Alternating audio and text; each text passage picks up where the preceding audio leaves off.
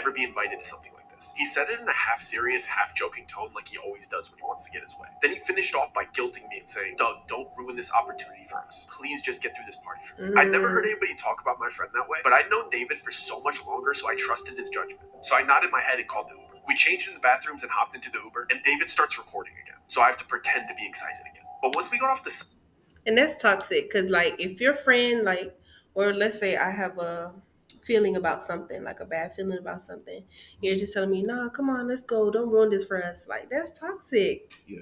You gotta check his friends because, no, if someone has a bad feeling about something, most times you gotta agree with that feeling because it's the Lord warning us. Yeah, definitely. Yeah.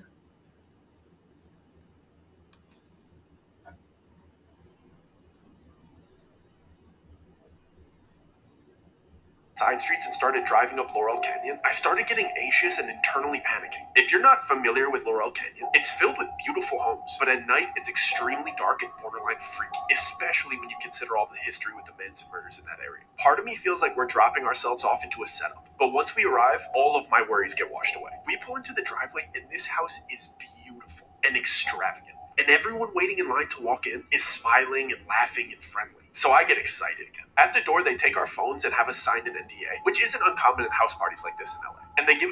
You hear that? That is such a common occurrence. Take your phone, make you sign an NDA.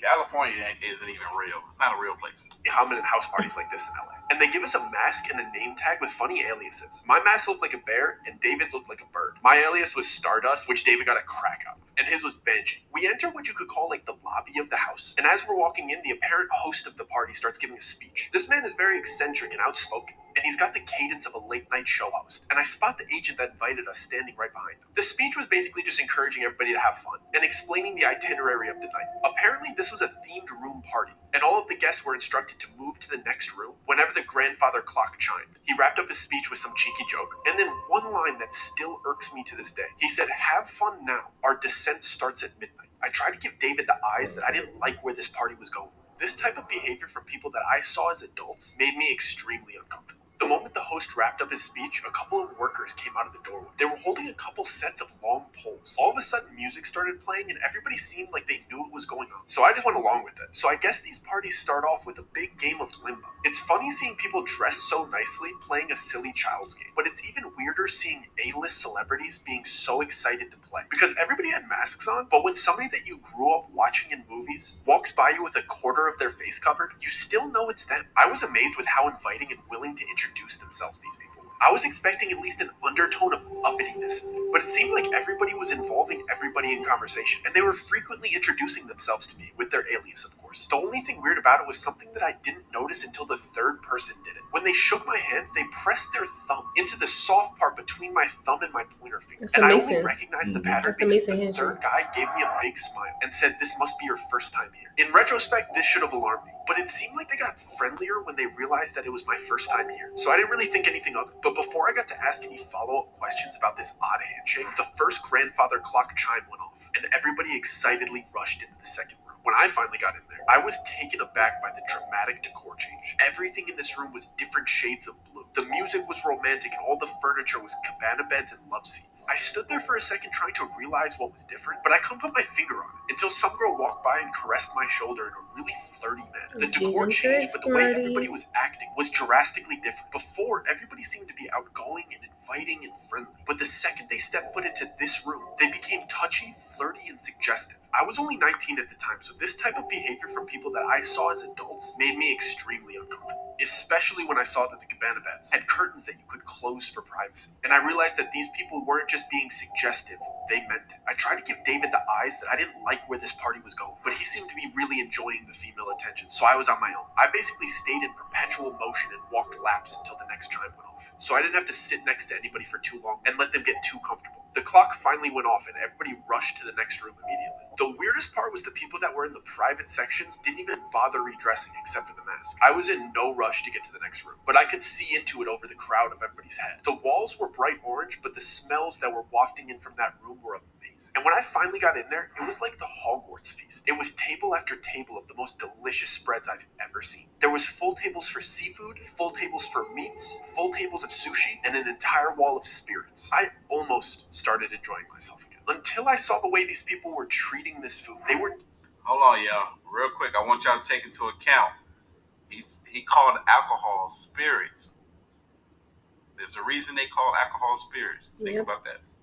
the way these people were treating this food. They were disrespectfully biting chunks out of delicious prime rib roasts. They were just shoving copious amounts of high-grade sashimi into their mouths and eating caviar like it was cereal. The way that they were just grabbing with their hands and just spitting out things that they didn't like onto the floor ruined my appetite. At this point, I wanted nothing to do with these people. At this point, I wanted nothing to do with these people. So I went up to the only familiar face in the room. The agent that invited me was the only other person not eating. So I approached him and lifted up my mask, so he'd recognize me, considering we'd only met one time. Before I even got out my greeting or got my mask halfway off my face, he abruptly pressed my mask back into place and sharply said, "Mask stay on till the 6th room." He did it in a way that seemed like I was embarrassing him for not knowing the rules. So to ease the tension, I jokingly replied, "So we're only halfway there, huh?" He didn't laugh or make eye contact. He just dismissively replied, "I encourage you to engage in the festivities. A slow drip is better than a flood." He started to walk towards the door as the clock chimed for the next room, like he knew it was about to go off. I didn't like that interaction at all. He's the one that invited me here, and he seemed to have no interest in talking to me. I just kept going over what he said the entire time while we were in the next room. This room was yellow and basically just a casino. I wanted to talk to David privately and let him know that I wanted to leave, but he seemed to just be caught up in the momentum of the party. Plus, there was a roulette table in the room. And David's freakishly good at roulette. So at this point, the winning streak that he's building is the center point of the party. I can't fully focus on what the agent said to me because I have to pretend to be excited about David's winning streak in a fake casino where you're not actually winning money. And like clockwork, the chime goes off. The entire party starts rushing to the next room again, and the vibe changes dramatically. I'm the last person to walk into the bright red room. This room didn't seem to have a specific activity like the others. It was just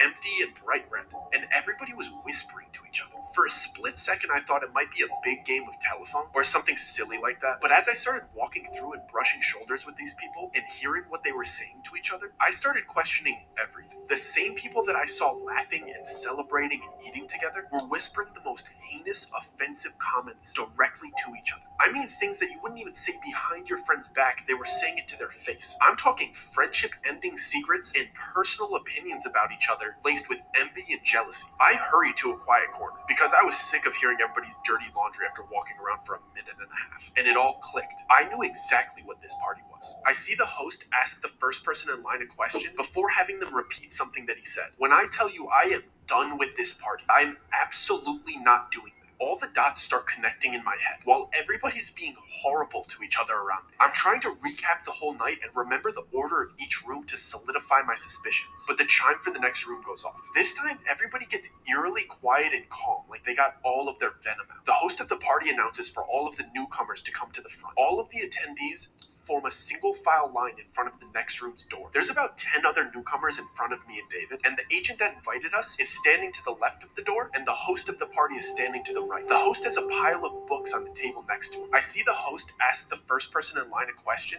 and then grab a book based on his answer. He would present the book to the person and place a diamond-shaped metal symbol on top of it before having them repeat something that he said. Then he'd take their mask off and let them enter the next room. I couldn't make out exactly what he was doing until there was only 2 people ahead of me in line. The books were Bibles, Qurans, Torahs, and so on. He would ask the person, "And which one is yours?" Whichever they chose, he'd grab it and place the metal symbol on top of it. He'd have you put your hand on top of the metal symbol and then repeat, "I am my own God. I bow to nobody but myself." When I tell you I am done with this party, and I whip my head around and I tell David I am absolutely not doing that. David whispered back in a joking tone like he always does, "Dude, it's just a party. Who cares? I'll see you in the next room." And he skipped me in line to show me that he'd do it first to make me feel more comfortable. He went through with it and giggled his way into the next room. It was my turn, so I tried to play it cool and whisper to the host, "Do you mind if I skip this part? It's making me a little bit uncomfortable." I thought he'd subtly break character and reassure me that this is just a party theme and it's all good. Instead, he whispered back to me in a really kind tone, "Of course, man, don't worry about it. Just take your mask off and turn around." I was relieved for What you got to say about that? They need a pause. I was about to say they need a pause because, like, I feel like they're undercover Satanists, but the newcomers that are in the party, they're kind of finding a way to recruit them, basically, kind of thing. They literally had every book of the main religions, the Bible, the Quran, other holy books, and it doesn't matter what you believed. They put that little diamond metal object on it, and they wanted you to repeat, "I am my own God." That's crazy. Like that's crazy. You know. It reminds me of the One World Order.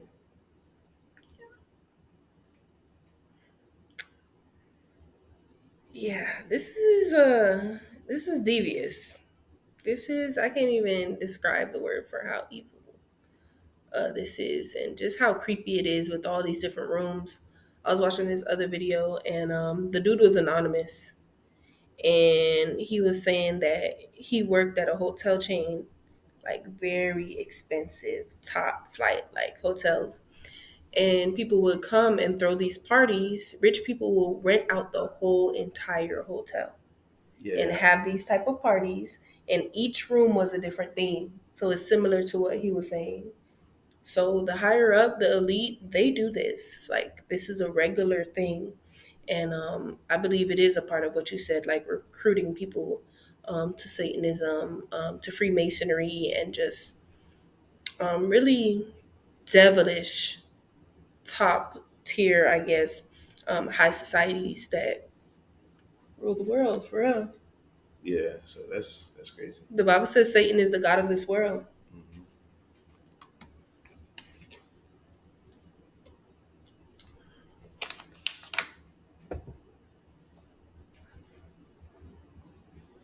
About a split second before the agent that invited me here grabbed my arm and started guiding me towards the exit. And I see that everybody that was behind me in line is staring at me straight faced. I look back at the host and he's standing up and loudly shouts like he's starting a chant. The price was not paid. And then everybody in line that was staring at me chants in unison like they knew exactly what to do. Remove the profane. And they repeat it over and over until I'm through the exit door. The price was not paid. Remove the profane. And that's a The lie price was from the not pit of paid. hell. Remove the profane. Because it was So the agent paid just with walks me to the Jesus. closest door. He doesn't even walk me to the front of the party and out the front door. He just puts me out into the backyard. It's 4 a.m. My friend's still inside. I don't have my phone. So I decide to walk around the right side of the house because that's where all of the party attendees were kind of headed. Let me see if I can peek in and maybe flag down Dave to let him know I got kicked out. And there's some windows to the next room. But of course, these windows are like big church stained glass windows. And you can't really see through stained glass windows like the colored ones. But if you go really, really close and you look through the white parts, you could kind of see clearly what is on the inside. And this room is like a bizarre church replica without all of the seating. It's just a big church-like room. And all of the people that were in there had their masks off. And it was like a big circle. It almost looked like an initiation. And all of these celebrities are standing around in a circle around the other 9 new people. It was 10 excluding me. And there was big TV grade cameras recording, and it looked like the group of celebrities and everybody else that was there was kind of cheering them on, but then there was clearly people in there that were much more serious and kind of threatening, and the 10 new people were in the middle of this room being forced to do horrible things that I wish I could unsee. And the new people clearly didn't want to do these things. They were being forced to do these things, and they were clearly recording it. And I see my friend being forced to do these horrible things in front of these people and in front of these cameras. So this already goes into what I was questioning before in regards to content creators and being involved with this organization, this society, right? Before we thought it was just some of the A-list celebrities or some of the up-and-coming celebrities, but no, they coming at the content creators too. This is wild, man. And this story, we're just halfway through. It just gets worse and worse. And clearly recording it. And I see my friend being forced to do these horrible things in front of these people and in front of these cameras. I just start panicking. I don't know what to do.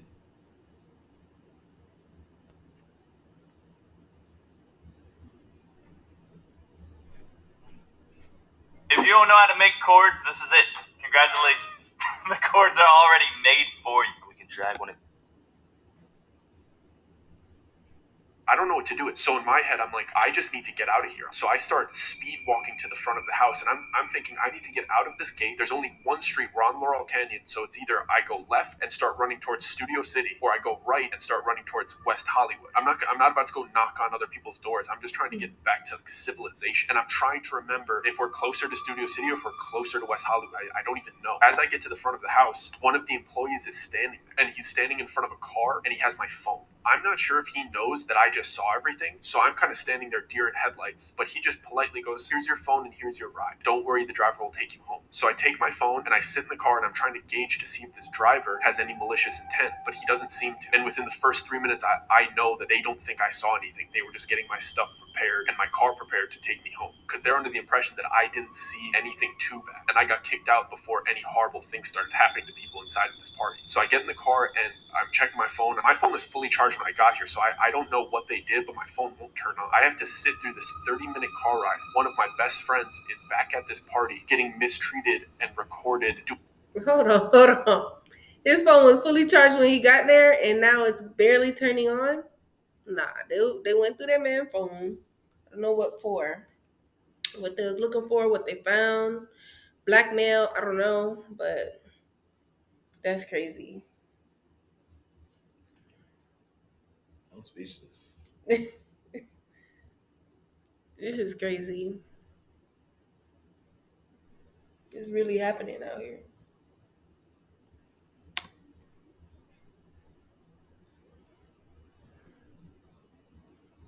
Doing horrible things, and I can't tell anybody. So I get through this 30-minute horrible, suspense-filled car ride, thinking about all of the people that were so nice to me inside of this party, and the whole intent of this party was to butter me up to get me to do these horrible things. And when I finally get back to my apartment, I run upstairs, I plug my phone into the charger, and the first texts that come through are from my friend Joe. And I completely forgot that my friend Joe was coming to visit me. He was coming on a little mini vacation, and I was going to play tour guide and show him around the city. So now I'm thinking, I only have like 4.5 hours to sleep before I have to go pick up my friend from the airport, and I still don't know if my other friend is okay. So I'm blowing up David's phone because he's still at this party, but I set a timer so I get to the airport to pick up my other friend. So I barely get any sleep. I drive to LAX to go pick up Joe, and I drive him back to my apartment, and when I'm coming back into my apartment, David's in the lobby, and he's talking to some other big creators, like bouncing video ideas. It's like 9:30, 10 a.m. at this point, so we're just kind of having coffee by the cafe and chatting. I tell Joe to go upstairs to my apartment and drop off his luggage, and I go ask David if I could talk to him really quick. I'm clearly very distressed, and he's being very jokey with me, and he doesn't seem like anything bad happened, and he's just kind of making fun of me for getting kicked out of the party. I'm just letting him talk for a little bit, and I finally tell him I was looking in through the next window. I saw what they made him do, and I was just asking him if he's okay. David And drank the the second I Kool-Aid. said that, he immediately switched on me, and he started damn near cussing me out and saying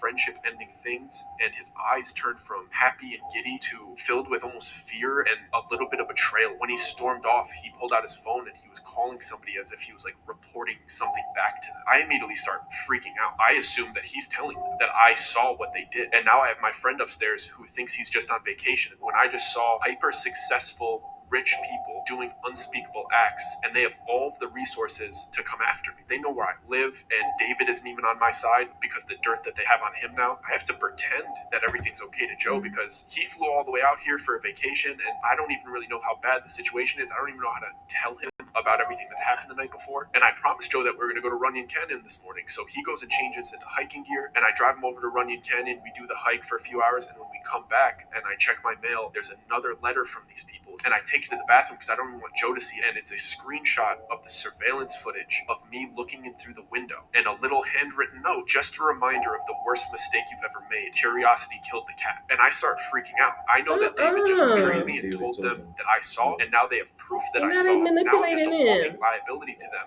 and now they're threatening me, and that was the worst mistake that I've ever made, and insinuating that curiosity killed the cat. I'm the cat, but it's still not enough to tell Joe about what happened. So I just go on with the charade, and I'm just playing tourist, bringing my friend around the city. And the first day, nothing happened. And to this day, I firmly believe that the only reason they didn't do anything to me is because Joe was there with me that whole week, and he had just finished the police academy. He was officially a police officer. So I think me being with him is the only thing that kept me safe, because they weren't willing to In do the grace anything of to a God. police officer. And I The knew for grace sure of they were God. keeping an eye on me the next day, because Joe asked me the night before if I had half and half for our coffees the next morning, and I didn't have any half and half, and he just jokingly said, "Who who has coffee and doesn't have half and half. It was a conversation in passing, it was a joke, and the next morning we woke up and there was a full half and half in my fridge. And the only reason I noticed that is because See? Joe said, thanks for... See? Full They half bugged and half. that man's apartment. Yes, they were talking about not having half and half for the coffee, and the next morning he woke up, there was a full bottle of half and half in his fridge. They bugged his apartment, or they're listening in on his cellular device. That's why his phone was fully charged when he went there to the party. Oh, that was their way of letting him know that we hear you. Yes, I think they bugged his phone or did something with his phone to where they could listen in onto his conversations, which the government probably already does. Disclaimer.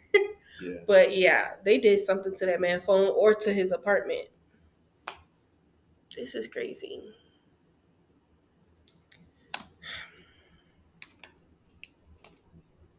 running out early and grabbing half and half. You didn't have to do that. I was kidding. I didn't go and grab that half and half. I knew that somebody was not only listening, but entered my apartment that night while we were sleeping. And then they started to do these things that only I would notice. Things that if you told anybody, they would look at you like you were crazy. Each night that we came home and we were just winding down and watching TV, I would go to turn my TV on and the remote control wouldn't work. And I would check the batteries, and the batteries would be switched from positive to negative and negative to positive. Like they came into my house and just flipped my batteries. They trying to I mess know with his that my mind. remote control worked the day before, and they just needed me to know that they were in my house and flipped my batteries, just to let me know that they were invading my privacy on a daily basis. And then it started escalating to when I would take Joe to lunch, or we would pop to the grocery store, or we would go to the movies, and we would come back to the car and my left blinker would be on. They would just open my car and put it down, and every time we would come back to the car, my left turning signal would be on. It happened like 6 times. How can I tell anybody that somebody broke into my car and turned my left signal down? It's something that only I would notice. And I can't tell Joe because I'm not trying to scare him.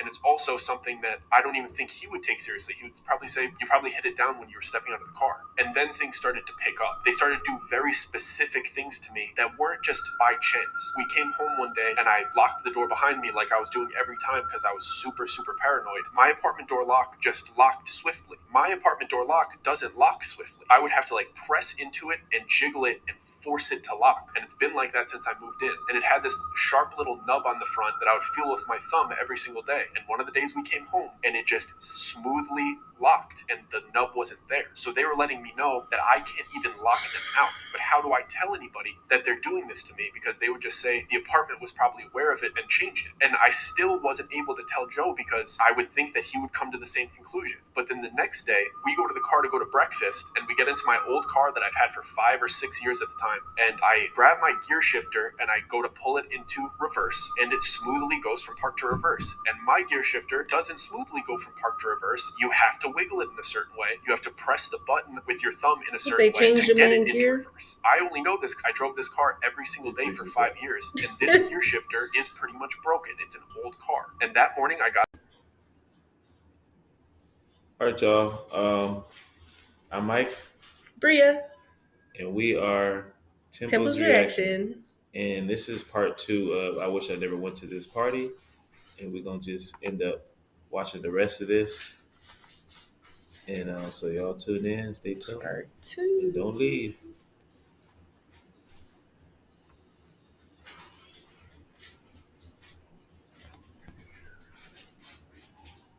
I did not get that fixed. The gear shifter was still broken yesterday and it's fixed today and I didn't do that. So that won him over and he basically said, we need to get out of here. It shook him too. He didn't like the idea of these people in the house. When I told him I didn't get the half and half, when I told him all of these things that were adding up over the last couple days, it freaked him out. He's like, bro, we got to go back to your apartment. We got to get your stuff. We got to get you out of here. Then my entire world is shattering. I moved out here and all of these things were going great for me and I had a place and I had friends and I didn't want to leave. Maybe the stuff will die out. I'll be able to work with other people. It's going to be okay. I don't want to just leave my apartment, leave all my stuff. But Joe insisted that we went back to my apartment to grab his stuff and mine and then go stay at a motel before he leaves the next day. And when we got to my apartment, David was in the lobby with other creators by the cafe again. And I went up to him. I didn't really have any idea about what I was going to say to him. All he did was hand me a coffee, ignore everything that I said, and walk away. But then when I looked at the coffee, it had a little napkin wrapped around it. I saw that something was written in Sharpie on the napkin. It said, I'm so sorry. You have to leave tomorrow with him. Otherwise, it's me and you. And I went upstairs and I packed a couple backpacks and I left LA the next morning with my friend and I never went back. Joe and I rushed out of that city as fast as we could. I packed as much of my stuff as I could, and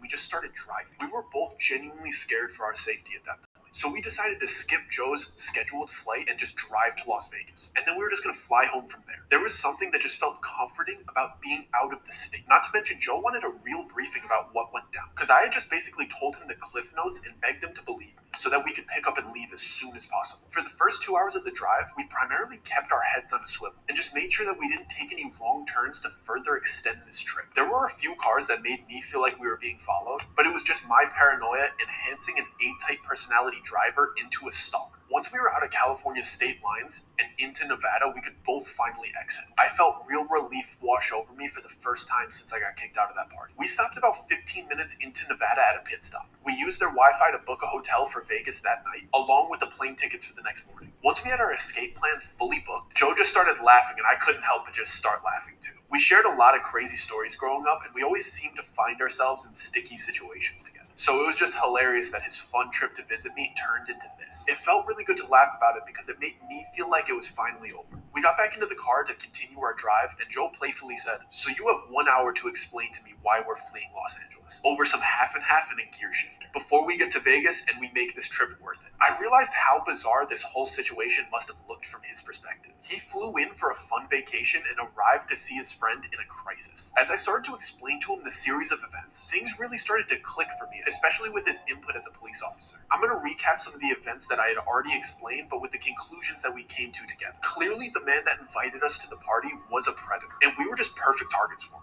We were young kids with enough of a following on socials to influence all of the other young creators in the area. We had just made a major change in our life by moving across the country, and we were completely isolated from our families who we could consult with about important decision making. And we were in a bad financial situation because at the time, just having a following on the internet didn't equal revenue. We were perfect targets to be indoctrined into a system where they could have full control over our budding careers. And apparently that's exactly what cult-like communities look for potential members. Not to mention, we were in LA trying to make a career in entertainment, and it seemed like they held the key to our dreams. As I was explaining to Joe the invitation and how it showed up to my house, we came to the conclusion that this guy approaching us at that party was not a coincidence. He had to have been scouting us prior to the time that I thought that we just met by chance. The party itself was a trap as well. When I finally had the chance to process what he said to me about the slow drip is better than a flood, it really started to make sense. Each room was designed to slowly introduce you into giving into temptation and sin. Everybody there being so nice and inviting was clearly on purpose. Seeing all of these people that you've looked up to for years indulging in these temptations of each room and inviting you to join in with them is perfect peer pressure. You don't want to let your idols down, so you voluntarily engage in an activity in each room that just gets progressively worse and worse. And of course they start with flirtiness and overeating delicious food. And of course spirits, because those things are so easy to give into. But the temptations of the night keep getting worse as Clear manipulation. And the Bible says manipulation is as the sin of witchcraft. you go on. He wanted me to feel the slow drip, so when it was time to commit the heinous acts of the sixth room, it didn't feel like a flood. It's clear why they kicked me out when they did. I wasn't indulging the way everybody else had. And when it came to the time to defame my religion, it was the last straw. Most people, like myself, would think it was just part of the party theme. But to them, it's the test to see if you're broken down enough to defame your religion for the fun of the party. That's why the sixth room was the flood. It was dramatically worse than the rooms that I had experienced. And the only way somebody would give into the peer pressure to do what they were doing in that room is them being primed to do so with everything that happened before and had just spoken the words that they're not God-fearing. I realized that the people that would go to that party didn't just blow up overnight because of the power of that little cultish group. They scouted young creators like myself and David, who they believed were going to blow up regardless of their help, and get them to commit heinous acts on camera. So when they did eventually blow up, they had the perfect blackmail on them to control them. They would try to get to you early, so before you were making money independently, so that they could control you. Because if you were already established and wealthy, why would you even care about going to a party like this? You just don't care. It's too late for them to infiltrate your life. Do they help you with big collaborations? Yeah, but these collaborations are built off of fear and trauma. That's how they keep their group so tight. You can't get into this group unless you also do these horrible things. They kicked me out and let me leave because they thought I actually didn't see anything too bad. From the outside perspective, I had just gone to a cool A-list party in a beautiful home filled with beautiful people and amazing food. I couldn't say anything bad about it publicly without sounding bitter that I got kicked out. That's how groups like this need to operate. From the outside looking in, it has to look amazing and wonderful to be a part of. From the inside,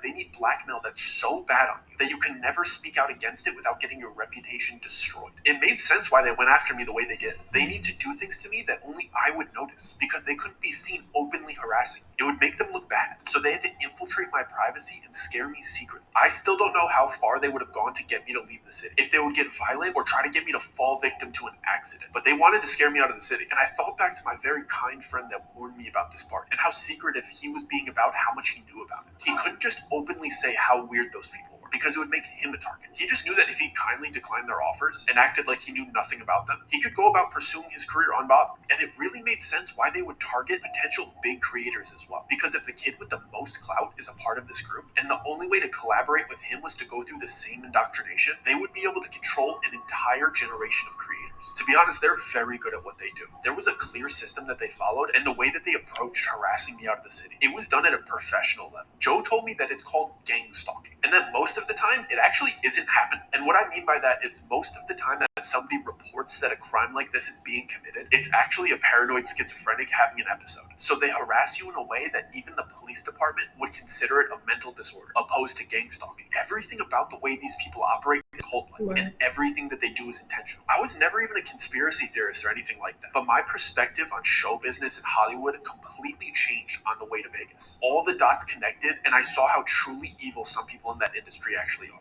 And when I got to Vegas, I started to see how openly they show it. I know I've spent this whole time talking about how secret and exclusive this party was, and how everybody that knows about it has their lips zipped shut, but when we had arrived at our hotel near the strip, I started looking around at the big signs and promotions, and they really don't hide it. There was cultish symbolism in all of the music, live performances, and movie trailers. What used to look like just cool designs and eccentric artists was blatant symbolism for what was actually going on. I will never look at showbiz the same after that. I'm extremely happy being an independent artist, safe in the middle of the country, away from those cultish hedonists. I never received another letter or heard from David again, but what I can tell you is that everybody that was affiliated with that group became massively famous, but everybody involved fell as hard as they ascended and have had even more massive controversies. And to anybody pursuing a life in the arts or social media, do not fall into this trap. They will promise you everything that you've ever wanted, but they'll take it away whenever they please. And I promise you will hurt the people around you in the process. Welcome to the society.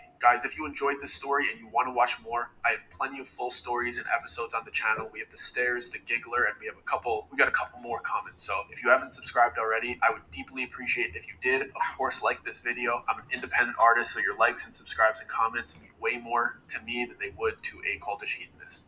Whew, y'all, I told y'all that was going to be a crazy story. Now, I'm assuming that this guy was telling this story because this is his first person experience. I looked on his channel. It doesn't seem as though any of his other stories are being told in the first person perspective. So if this is something that he did experience, wow, absolutely insane. It was so detailed, and he told the story so straight out. It had to be his story, right? I don't know. Y'all tell me what y'all think down below.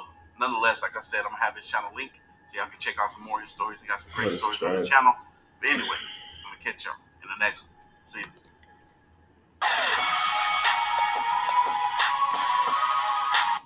So, what came to mind is when Satan tempts Jesus after Jesus fasted. So, from Matthew 4, verse 1 says, Then Jesus was led up by the Spirit into the wilderness to be tempted by the devil.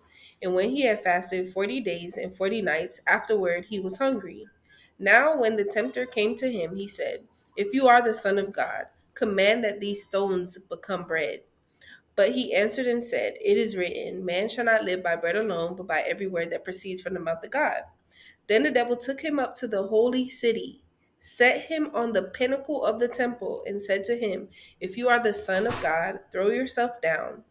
For it is written, He shall give his angels charge over you, and in their hands they shall bear you up, lest you dash your foot against a stone. Jesus said to him, It is written again, You shall not tempt the Lord your God. Again, the devil took him upon a exceedingly high mountain, showed him all of the kingdoms of the world and their glory. And he said to him, All these things I will give you if you fall down and worship me. And Jesus said to him, Away with you, Satan, for it is written, you shall worship the Lord your God and serve only him. Then the devil left him, and behold, angels came and ministered to him. Literally, they can show you the whole world. They can show you everything, and it's gonna look glitter. It's gonna look gold. It's gonna be nice. Oh, I can give you money. I can give you houses. I can give you a car. I can give you a career. I can make you successful. Put you in groups of all these people in rooms of all these A-listers, right? I can give you the whole world, just like Satan tempted Jesus. But at Mhm. the end of the day, right? It is only Jesus that will fill us. It is only Jesus that is the one who we should serve. And anything you want to add to that? Yeah, I mean, like, if you guys Shoot. are going through that, if you guys are content creators going through that, Jesus can protect you from these people trying to come after you and do these things to you. You really have to submit to Him, submit your life to Him, and He can protect you from these people trying to, do these things. They're gonna offer you the nice things. They're gonna offer you all this stuff. It's gonna seem like, and you see like how he was saying like when you're trying to recruit people into a cult or whatever, it's kind of like love bombing, Yeah, right? I'm gonna love bomb you. Oh, you're this and you're that. I see you're this and you're that. right. Come with me to this. Come with me to that. And it's going to seem like it's good, and it's going to seem like it can advance your career. At the end of the day, you got to see what's the cost. Is it Mhm. going to cost me my soul? Is it going to cost me my life? Is it going to cost me, you know, my morals, Right. my religion? Is it going to cost me my relationship with God? Right? We always have to count the costs. And if the bad outweighs the good, baby, don't make that decision. It's not worth it. Amen. This is a crazy video. Yeah, but yeah, this is my wife Bria. I did my first video by myself, but Bria is gonna be it's gonna be basically both of us making all of our videos, and this is gonna be like a marriage channel. I was gonna say a couple channels, gonna be like a marriage channel. I ain't never heard nobody say that, but so we're gonna be making the videos back to back. We're gonna be dropping them for y'all consistently. Y'all tune in, like, and subscribe. Anything else you want to say? Yeah, we've been married almost 5 years, and Oh yeah, you want to introduce, like, pretty much tell them your background? yeah, a little bit. I'm from South Florida, um, Miami, Miramar, Broward County, and I grew up there. I also lived in Cali because my husband's from Cali, so I lived in Cali for a little bit, and also Texas. And we love the Lord, and we love to have a good time. I would say that I'm funny. You think I'm funny? Yeah. Yeah, I would say that I'm funny. Um, I love Christian rap music, gospel music. Love to sing and dance, and just have a good time. Go to water parks and just enjoy life. But we just want to put God first in everything that we do. We minister together. We pray and do Bible studies together. Have prayer calls, stuff like that. So if you want to get connected in that way, we'll drop our Instagram links there. Her folks is Jamaican, by the way. I know y'all like Uh, Jamaican, so y'all like and subscribe. yeah, I'm Jamaican. Really?